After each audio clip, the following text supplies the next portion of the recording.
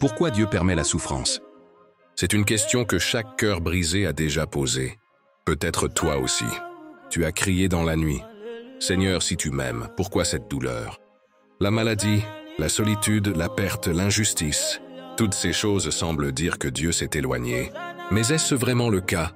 Ou bien, y a-t-il un sens caché dans la souffrance? Chapitre 1, le cri du cœur. La souffrance fait partie de notre humanité. Depuis le commencement, l'homme a crié vers Dieu en cherchant des réponses. Même David, le roi selon le cœur de Dieu, a dit « Jusqu'à quand, Seigneur, m'oublieras-tu sans cesse ?» Ces paroles ne sont pas seulement des mots anciens. Ce sont les mêmes cris que toi et moi avons aujourd'hui. Quand la douleur est trop lourde, nous pensons que Dieu s'est tu. Mais parfois, le silence de Dieu n'est pas son absence. Son silence est un langage, un appel à nous approcher davantage de lui. Job connaissait la douleur plus que quiconque. En un seul jour, il perdit ses enfants, sa maison, ses richesses et même sa santé.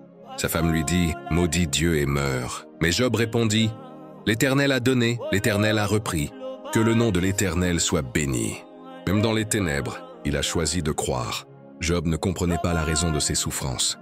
Mais Dieu avait un plan, lui montrer sa gloire au-delà de l'épreuve. À la fin, Job reçut le double de ce qu'il avait perdu.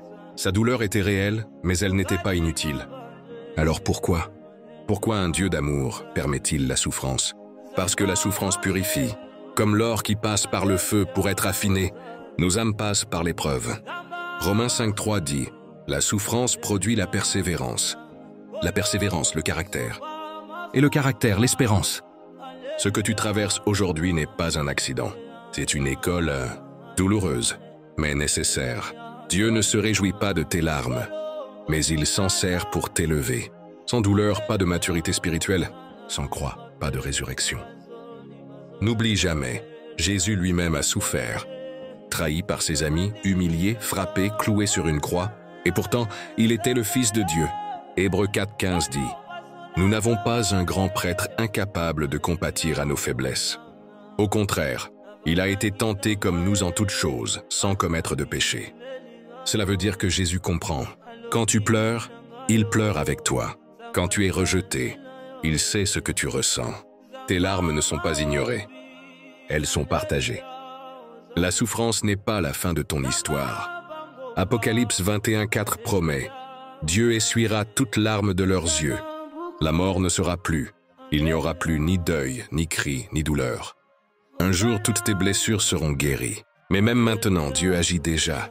Il transforme tes larmes en force. Tes cicatrices deviendront des témoignages.